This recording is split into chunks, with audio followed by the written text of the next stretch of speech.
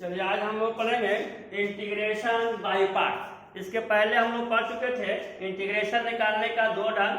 पहला पढ़े थे सब्स्टिट्यूशन मेथड द्वारा इंटीग्रेशन निकालना, फिर उसके बाद हम लोग पढ़े थे पार्शियल फ्रैक्शन द्वारा इंटीग्रेशन निकालना। आज हम लोग इसका तीसरा भाग देखेंगे इंटीग्रेशन बाय पार्ट। तो इंटीग्रेशन बाय पार्ट में वैसे फलन का इंटीग्रेशन निकालना जाता है जो दो फलनों के प्रोडक्ट के रूप में रहता है, और वैसे दो फलन का प्रोडक्ट जिसमें सब्स्टिट्यूशन मेथड अप्लाई नहीं होता है।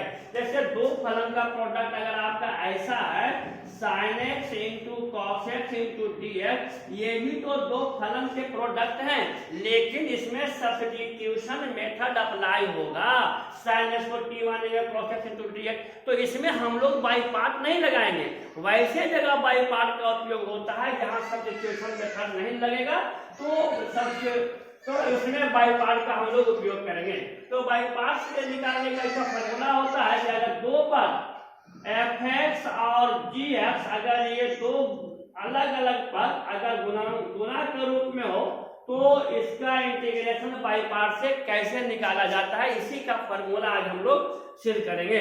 ठीक है, तो ये फॉर्मूला क्या होगा, पहले इसको सिद्ध करने से पहले देखते हैं। आप दो पद का प्रोडक्ट का डिफरेंशियल निकालना पहले पढ़ चुके हो। ठीक है, आप पढ़ चुके हैं कि u और v दो पद हो तो इसका डिफरेंशियल कैसे निकाला जाता है, पहला इंटू दूसरा का डीसी प्लस दूसरा इंटू पहला का डीसी, पहले तो पढ़ चुके हैं। बस यही से इसको शुरू करते हैं। तो ध्यान से देखो, हमको u इंटू वी का डिफरेंशियल निकालना है, uv का डीसी निकालना है। हम कैसे निकालते हैं, पहला इंटू दूसरा का डीसी, v का DC dv by dx plus दूसरा इंटू v इंटू u का डीसी, ये निकालते हैं हम लोग कैसे, या हम लोग इसको ऐसा लिख सकते हैं du इंटू v, यहाँ से ds को हटा करके ds को यहाँ मल्टीप्लाई कर दिया।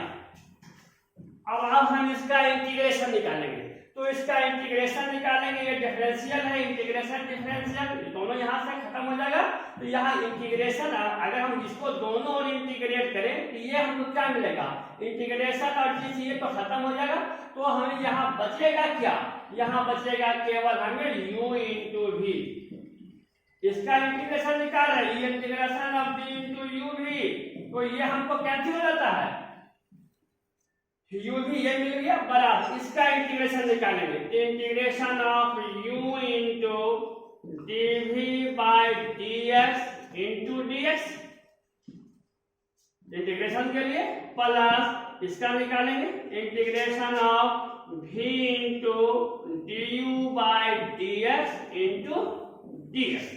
ठीक है, अब इसको देखो, इसमें क्या करते हैं, इस टर्म को यही छोड़ दो, अब इस टर्म को ला के इधर माइनस में कर दो, इसको हम यही छोड़ रहे हैं। तो हमें क्या लिखा जाएगा, integration of u into dv by dx into dx बराबर u इंटू v माइनस ये चला जाएगा v इंटू ये हो जाएगा du by dx into dx। और अब थोड़ा सा इसमें देखो, हम यहाँ पर u को मान लेते हैं fx, लेट u एक फलन fx का है, इसलिए यहाँ से du बाई dx बराबर क्या हो जाएगा f डैश x, और dv बाई dx ये u के लिए हमने माना है fx, और dv बाई dx को हम मान लेते हैं gx। तो यहाँ से क्या मिलेगा, ये जो हमारा dv बाई dx है इसको हमने dx माना है और u को हमने fx माना था। ठीक है, dv बाई dx को हमने gx माना है, dv बाई dx को इतना और ये टर्म को। ठीक है, तो यहाँ से हमें क्या मिलेगा, dv बराबर gx इंटू dx, और इसका इंटीग्रेशन, इसका हम यहाँ से इंटीग्रेशन करेंगे। तो जैसे इंटीग्रेशन करेंगे, इंटीग्रेशन और डिफरेंशियल ये तो खत्म हो जाएगा, डी डिफरेंशियल, यहाँ क्या मिलेगा, इसलिए v बराबर क्या मिलेगा, integration of gx into dx। ये दो वैल्यू हमको मिला यहाँ से। हमने u का वैल्यू fx मानना है तो du बटा dx बराबर f डैश है, और dv बटा ds को ds माना था, यहाँ से v का वैल्यू निकालना है, और यही u और v का वैल्यू यहाँ पर हमको यहाँ बैठा देना है। ध्यान रखो, तो यहाँ से क्या मिलेगा हमको u इंटीग्रेशन ऑफ u किसको माने हो fx को, integration of fx into dv by dx, ये किसको माने थे आप gs को, integration of fx into gx यानी दो पदों का गुणनफल का इंटीग्रेशन, इंटू कितना dv बाई dx का वैल्यू बैठा दिया, इंटू dx बराबर u का मतलब ये तो हुआ fx, u को fx माने है fx इंटू v, और v का वैल्यू देखो यहाँ से है gx into dx, integration of gx into dx minus यहाँ से वैल्यू मिल गया माइनस v का वैल्यू क्या मिला है integration of gx into dx, ठीक है, v का वैल्यू ये वाला, यहाँ से v अंदर में है, ये v अंदर यहाँ है, इंटीग्रेशन का ये चिन्ह बैठा दो, और यहाँ से v का वैल्यू ये वाला है, और du बटा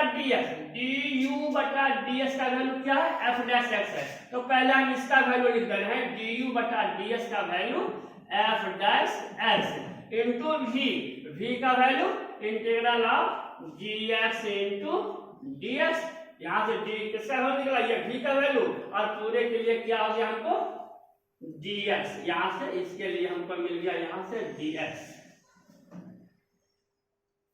मतलब क्या मिला हमको दो fx और gx का अगर हमें इंटीग्रल निकालना हो तो क्या मिला fx पहला पद गुने gx को अगर हम दूसरा मान ले, ये हम मान लिया पहला पद मान लिया, ये दूसरा पद मान लिया, तो क्या मिला fx into integration of gx into dx माने दूसरा, तो पहला पद गुने दूसरा का इंटीग्रेशन माइनस पहला का dc गुने दूसरा का इंटीग्रल और फिर का होल इंटीग्रल पूरे का इंटीग्रल, ये हमको बाई पार्ट का निकालने, बाई पार्ट का ये फॉर्मूला होता है।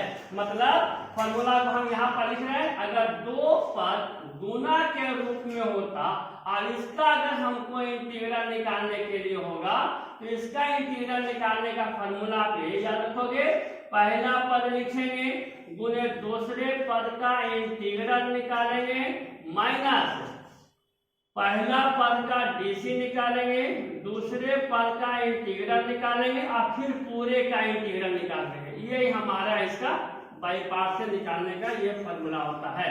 मतलब पहला गुने दूसरा का इंटीग्रल माइनस पहला का डीसी गुने दूसरा का इंटीग्रल ध्यान से इसका फॉर्मूला क्या रखोगे, पहला गुने दूसरा का इंटीग्रल माइनस पहला का डीसी गुने दूसरा का इंटीग्रल इस तरह से बाई पार्ट के फॉर्मूला के लिए हम लोग इस बाई पार्ट के लिए हम लोग इस फॉर्मूला का उपयोग करेंगे। अब इसमें जो दो पद आपको दिया रहेगा, वह पद कैसा होगा और इसमें किसको हम पहला पद मानेंगे और किसको हम दूसरा पद मानेंगे, ठीक है। कभी मान लो ऐसा लिखा हुआ है x इंटू साइन एक्स, कभी लिखा हुआ है ex इंटू साइन एक्स, कभी लिखा हुआ है log x into cos x, इस तरह का कुछ भी सवाल आपका हो सकता है। तो ऐसे सवाल में हम लोग किसको पहला पद मानेंगे किसको दूसरा पद मानेंगे, उसके लिए एक ट्रिक कहा जाएगा, फॉर्मूला तो नहीं कहा जाएगा, ठीक है, एक फॉर्मूला तो नहीं कहते, एक ट्रिक है कि हम किसको पहला मानेंगे किसको दूसरा मानेंगे, ठीक है, ताकि हमारा आसानी से इसका इंटीग्रेशन निकल जाए।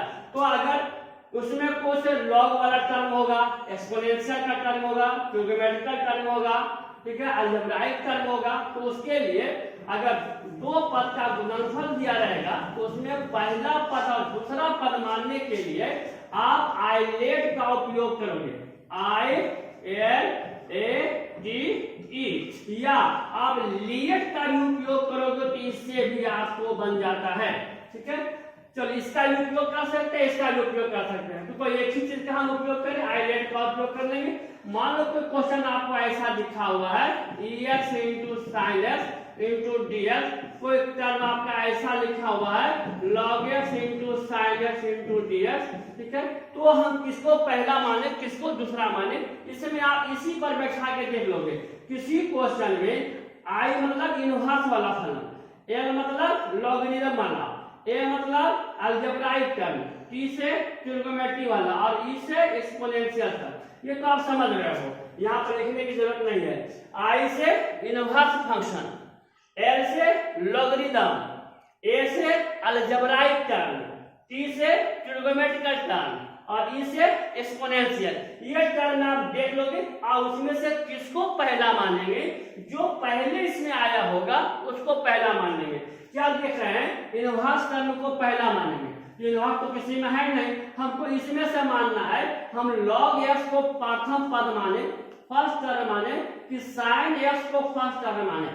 तो यहाँ तुलना करने के लिए आप देख लेना कि इसमें से l हमारा पहले है और t हमारा बाद में है, यानी लॉगरिथम पहले है और ट्रिग्नोमेट्री बाद में है। तो इसको हम मान लेंगे फर्स्ट टर्म और इसको हम मान लेंगे सेकंड टर्म। ऐसा नहीं होगा, जो पहले लिखा होगा उसको फर्स्ट टर्म मान लेंगे और जो बाद में लिखा होगा सेकंड टर्म मान लेंगे। ऐसा नहीं करना है, इसी फॉर्मूला पर बैठा देना है। जैसे इसमें देखो एक्सपोनेंशियल लास्ट में है और उसके पहले क्या ट्रिग्नोमेट्री है, ex इंटू साइन है, तो ex एक्सपोनेंशियल ई है, उससे पहले हमारा t आता है। तो ट्रिग्नोमेट्रिकल को पहले प्राथमिकता देंगे, फर्स्ट पद, ये हमारा पहला पद हो जाएगा, फर्स्ट टर्म हो जाएगा और ये हमारा सेकंड टर्म हो जाएगा। और अब हम इसका इंटीग्रेशन निकालेंगे, पहला टर्म गुने दूसरा टर्म में मान करके। तो किसको पहला माना जाए किसको दूसरा माना जाए, आप इस चीज को ध्यान में देखोगे और इसमें जो चीज पहले जिसका सिंबल पहले आया है आप उसको पहले मानोगे।